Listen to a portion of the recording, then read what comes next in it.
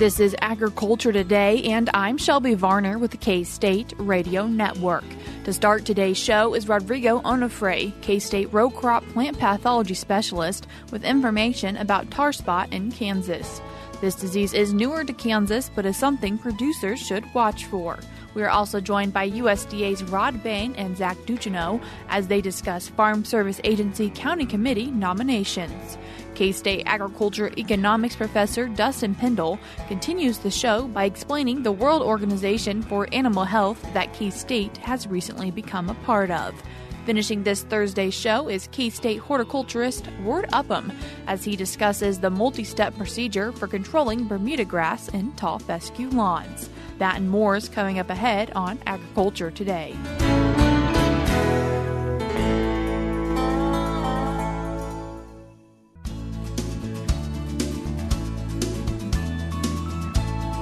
You're tuned in to Agriculture Today, and we start this Thursday show with a conversation about fungal diseases in corn, specifically talking about tar spot.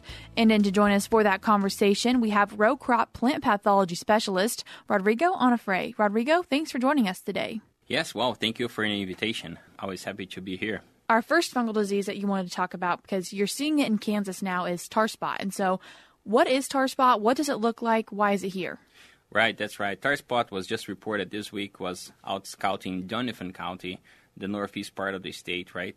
This disease of corn was reported in Kansas first time last season, late in the season. And it's caused by a fungi called Phyllocoramides. And it's an obligated pathogen, right? So it requires a living host to live and reproduce, but it also survives in crop residue. And within one season, we can see multiple cycles of tar spot producing more and more lesions even within one season, right? So if producers had it last year, they're more than likely going to have it again. Right, that's correct. Producers that we found last year, they're at higher risk to have it this year. And this disease likes that high relative humidity and prolonged leaf wetness associated with water, right? So if you either are irrigating your cornfields or have had lots of rain in the past, that puts you at higher risk if the disease is present. You mentioned mostly in northeast Kansas right now, and so is that where the main concern is, but does the rest of the state also need to be looking for it in their fields? That's where we have found it last year in 6 counties, right? We found it in Donovan, Atchison, Brown, Nemaha, Jefferson. So it's mainly right now being reported in the northeast part of the state, but we need to be out scouting right now during our homework because as soon as we find it, we can start managing. A common theme of going out and scouting your fields, not only for insects, but also for diseases. And so how does this impact the yield for producers? So tar spot is a new disease in Kansas. We still don't know how it will play out. However, in the nearby states or up in Michigan, Wisconsin, we see yield impact about like 30 bushels per acre. So it can definitely be an aggressive disease. And I think that's why we need to focus right now in scouting, trying to find it as early as possible so we can start managing. And the name is tar spots, and so does it look like spots of tar on corn? That's right, it does. We have been saying that it looks just like a bug poop, but when you rub your finger, that doesn't come off. That's like tar spot. When it does not come off, when you're out there looking for that black raised bump lesion, right? That tar or that bumpy lesion in the corn leaf. But again, it looks like bug poop, and I have found lots of bug poop across Kansas. But when you find tar spot, you see that lesion does not come off. And if producers have tar spot in one field but maybe not in the other, can they spread it from one field to the other? Yes, it can move through wind, rain splash, right, or moving crops too. This year I have found in soybean fields that was planted last year, corn followed by soybeans, I also found tar spot. So it's there and it can move. And so how do producers need to manage this? So in terms of management, at this point, we only have fungicide applications, right? If you find tar spot in your field, there are research showing that applying at first signs, there will be a return of investment that will pay off, depending on the levels, right? But if you can, what we have to think here to maximize that yield is protecting the crop from VT to R5. So if you go too early, you're just going to be applying, you're not going to hold disease until the end at maturity, right, at physiological maturity. So depending on the levels, if you're around, I would say V14, VT, getting close to it, and you have high levels of tar spot, for sure, go ahead and get your application out. Then a second application, it will depend on a lot of factors that you have to consider. Is tar spot moving? Is tar spot still active? What's the weather? How close am I from R5? But if you still have movement of tar spot, you might consider applying a second round around that R2, R3. It would be the best scenario. And Rodrigo, we're talking about tar spot. However, there are other diseases of corn that producers may want to be paying attention to right now. And one of those is southern rust. That's right. Southern rust, it's still, I would say, pretty quiet across the region. We haven't heard many reports. I saw reports in Georgia, but I haven't heard so much in Kansas. Southern rust is very similar to common rust. However, common rust in Kansas is likely not a problem for us. The difference is southern rust, it's more like rounded, bright orange spores.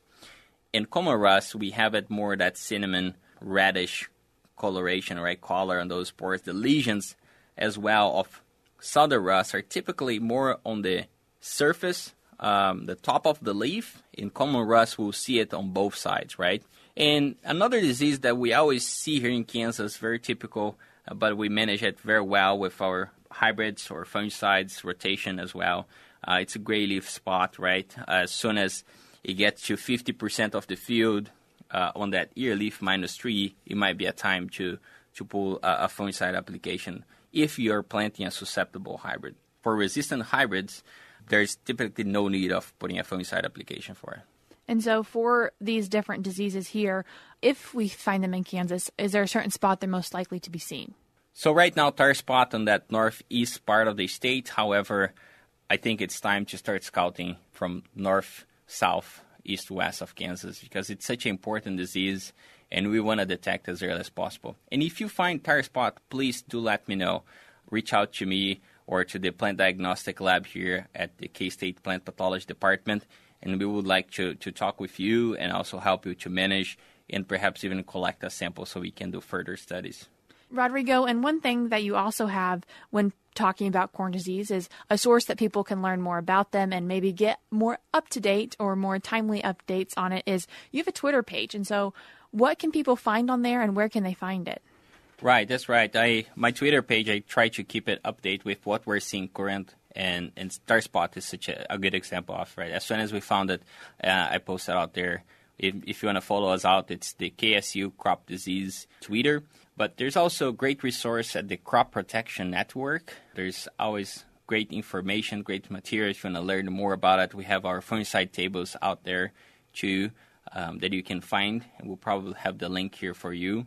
Absolutely, and we'll link those as always in our show notes. And one more thing that we like to mention to people is your extension agents in your county are a great resource. That's right. The extension agents across Kansas are one of the best resources that I have because they're out there. And as soon as they find you, they send it to me, and we work together to help manage and see and to confirm to not just tar spot but other disease. Rodrigo, thank you for coming in and giving us an update on these diseases in Kansas. Thank you again for the invitation. That was Kansas State University row crop plant pathology specialist Rodrigo Onofre. There will be multiple links in today's show notes, which you can find on agtoday.net. Those links will include an agronomy eUpdate that Rodrigo wrote, discussing southern rust, common rust, and gray leaf spot. There will also be a link to more information about tar spot and being able to see where tar spot is in the state of Kansas. There will also be a link to Rodrigo's Twitter if you'd like to keep up to date with things happening that way. Before we cut to a break, we're going to be joined by USDA's Rod Bain and FSA Administrator Zach Ducheneaux as they discuss the annual election cycle for the USDA Farm Service Agency county committees as it is underway for 2023, and nominations for that position are now being accepted through August 1st. The news in recent weeks has included announcements of candidacy for higher office, in some cases the highest office in the land.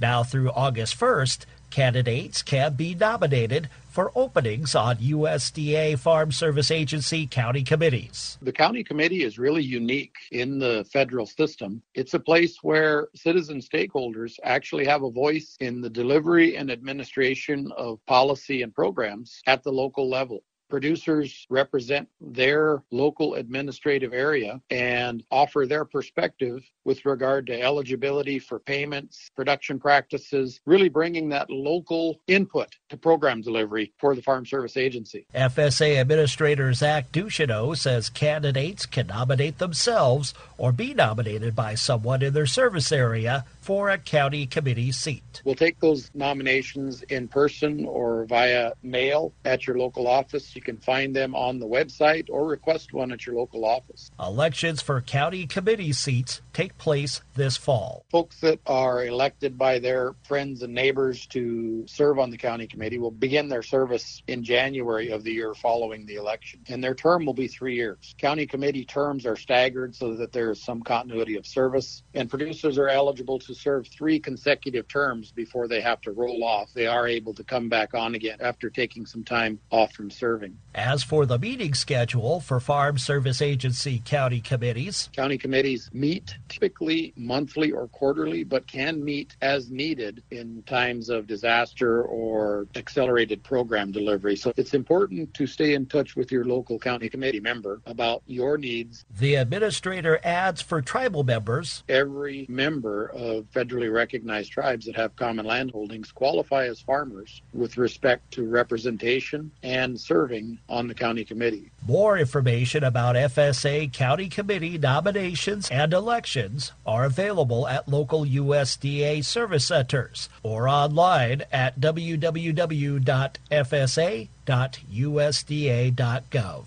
I'm Rod Bain reporting for the U.S. Department of Agriculture in Washington, D.C. That was USDA's Rod Bain and FSA Administrator Zach Ducheneaux. We're cutting to a short break now, but we'll be back with more ahead on Agriculture Today.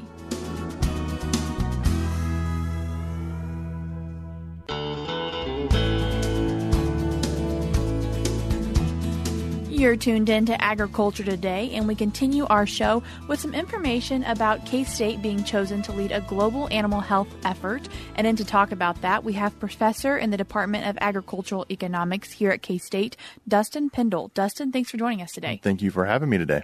So, a global animal health effort. What is this, and how has it ended up at K-State? Yeah, that's good. That's a really good question. I'm still probably trying to figure that out myself. So what this is, probably, honestly, 3 or 4 years ago, a colleague of mine who's at Washington State, we talked about this idea of a Center for the Economics of Animal Health in the U.S. And then over the last 3 or 4 years, we talked about this, and we kind of said, well, Canada and Mexico, they're two of our largest trading partners in the livestock and the meat space, and maybe we should think about broadening a little bit and to include those countries and make a North American center.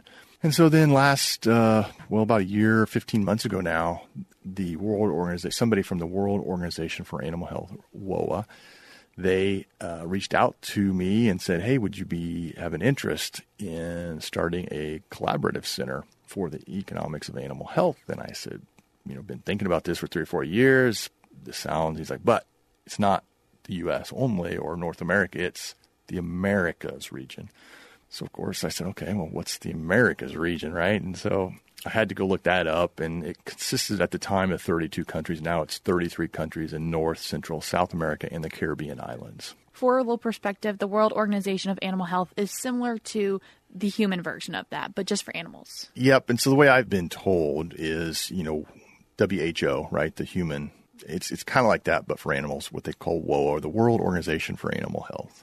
And there's a lot of partners talking about this. You mentioned something from Washington State. So it's at K-State, but it's really a lot of places. Yeah, so when they approached us and said, hey, would you be willing to, they said, it's more than just a K-State, more than just a U.S. This is going to be a regional thing. And so think about who your partners should be, strategically. And so, thought about this, North America, South America, who are the main livestock players. And so, we kind of penciled it down to a few countries, and then we started talking with different folks at different institutions, whether it's private, government, universities, and we narrowed it down to, partners at Washington State University, the colleague that I've been working with for probably the last 15 years.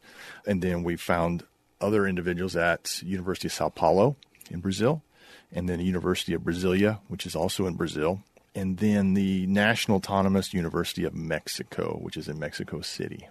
And so a lot of different people coming together and work on this. However, There is not an actual office at Kansas State University. It's headquartered in Paris, France. Well, the World Organization for Animal Health, their main headquarters is in Paris, right? And so there's all kinds of centers all over the world, like these collaborating centers or research or reference laboratories. And so they'll all be housed at different locations. Our center is you say it's housed at K-State, led out of K-State, but in today's world, everything's virtual, right? We're talking. That's why it allows us to collaborate with folks across the globe and have partners in various countries. What are some goals for this center? So some goals for this center, some of the main goals, I guess you could say, is we're trying to not only improve, but help develop methods on how we estimate animal health, animal disease burdens that are consistent across countries and across, really the globe. So that's one of our goals, is to try to develop these methods, how we can estimate these burdens, these animal health burdens, and not only estimate the magnitude, but who these impacts occur to, and what are they being caused by, what are various risk factors. We're trying to prove access, so we're trying to standardize health burden information or data. We're trying to put that out so people can actually access it as well. And then we're also trying to improve capacity to interpret the animal disease health burden information. So we take this information and we provide it back to the various stakeholders. So the way I envision this is a lot like a land-grant university, right? So again, when I was working on this proposal, I kept thinking, I want this to be kind of like a K-State, right? We're going to do research. We're going to take that research, that applied research, that knowledge that we learn, and we're going to disseminate that out with our stakeholders. Now, they could be the governments, it could be state governments, it could be local governments, it could be producers, it could be anybody throughout that supply chain from the producer to the consumer. So that's kind of the way I envision setting this up, basing it kind of like the land-grant mission. And Dustin, you're obviously an economist. However, there are more than just economists working on this. Oh, absolutely. And so from day one, like when I was in graduate school, a long, long time ago, when I first got here to K-State as a grad student, I was working with ag engineers. I was working with agronomists, soil scientists, and ever since then, I've always worked with animal scientists, engineers, veterinarians, veterinary epidemiologists, human epidemiologists. And the way I view things, again, maybe it's right or wrong, but the way to tackle a complex problem, such as an animal health, or whatever it is, it can't be done in a silo, like, just an economist. You have to work with the veterinarians. You have to work with the epidemiologists. You have to work with the meteorologist or whatever discipline to help attack. So to address that issue. So that's when we put the teams together, right? We said K-State. Well, it's not just Dustin. It's not myself. We've got other economists in the Department of Ag Econ, but there's folks from VetMed we've talked to. And there will be folks, I'm visioning folks from engineering and other places across this campus alone. And that's not to say all the other universities are doing the same. But some of the key partners from those universities are not just economists. There are 3 economists, but at least 1 veterinary epidemiologist as well. Experts coming together to work on this. And so what benefit do you hope it has to agriculture? So some of the benefits that we hope for agriculture is we want to know what the burden of animal disease are, not only maybe here in the U.S., but across North America, because, again, our trading partners, 2 of our largest trading partners are Canada and Mexico. And so when they have an outbreak of some sort, that's going to have an impact on us. It's going to have an impact on our producers. And so we want to be able to kind of try to quantify what these impacts are such that we know who's going to be burdened and by how much. And so knowing that information, putting that in the hands of animal health officials, policymakers, producers, or whoever the stakeholders are, such that they can make a better informed decision. That's the end goal. That's always been my goal as a land-grant economist, and it's not different here as well. So what are some current projects you're working on, and what do the next steps look like for this? So I've been, obviously, as a professor, I've been doing a lot of research in this space for the last 15 plus years. And so I've got some projects that are currently ongoing in African swine fever. I'm looking at I've done a lot of high-path AI in the poultry industry. I've got a PhD student that's trying to look at some issues related to the economics in the feedlot industry. And so those are just a few things that I've currently got in the works. But since K-State announced this center a few weeks ago, I've been invited to work on a proposal with Chilean farmed salmon So again, that's a little out of my wheelhouse, but I've been asked to come down to Brazil to speak to several different groups about the center, about the tools and the methods that we use to help in estimating these burdens. And then also I've had some brief discussions with beef cattle in Colombia, white shrimp in Peru. And so it's growing. It's growing daily. Sounds like a lot of different work going on because this project does do terrestrial livestock and aquaculture. So a lot of things coming together. And so how do you see this impact for K-State teaching and research, but also as a world? Yeah, so that's a great question. I see this helping, let's just say, pick K-State for a moment. Although it necessarily isn't developing a new class per se to teach students, there will be research projects, research conducted at K-State and other places. That research then can be used in the classroom, whether it be through case studies or whether it be through teaching of methods, etc. And so we plan to do that as part of the center. We've already been asked to have host some short-term graduate students from various countries to come up for 2-3 months. And so there's some teaching opportunities that way as well that we're actually already starting to talk and discuss. From a research side, it's obvious this is kind of a research type center, and so we're going to be doing a lot of research in this livestock animal health space. From an extension point, as I noted earlier, whether it's the state of Kansas, the United States, or beyond the borders, anytime we do applied research, my goal objective is not to end there. We've got to take that information and get that into the hands of either the decision makers, whether that's policymakers, whether that's animal health officials, whether that's producers, or anybody along that supply chain. And Dustin, as we wrap up today's conversation, what makes you the most excited as your next step forward with this project? I think it's just the opportunity to, have a bigger impact. Every time I've done anything, whether it's teaching, research, extension, I want to make sure that I'm having an impact on whatever I do. And now I think it's just the opportunity to hopefully to touch more people, to help more people. And so that's probably the biggest excitement, the biggest drive for me is the opportunity to help people. And hopefully I can help more people with this center. Dustin, I appreciate you coming in today and sharing some information on this exciting opportunity. Thank you. That was Dustin Pendell, a professor in the Department of Agricultural Economics here at Kansas State University. If you would like to learn more about the World Organization for Animal Health, you can do so by going to www.woah.org. We'll link that in today's show notes, where you can also find a link to the press release with more information about K-State being chosen to lead this global animal health effort. We're cutting to a short break now, but we'll be back with more Head on Agriculture Today.